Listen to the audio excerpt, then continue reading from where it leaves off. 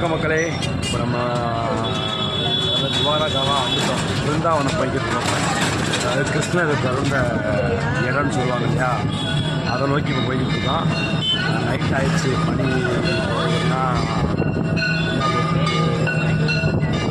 பிருந்தாவனம் போயிட்டுருக்கோம். நம்ம கிருஷ்ணர் பிறந்த இடம் போயிட்டுருக்கோம். கரெக்டாக 8 மணி இதாகிடுச்சு. போயிட்டு நான்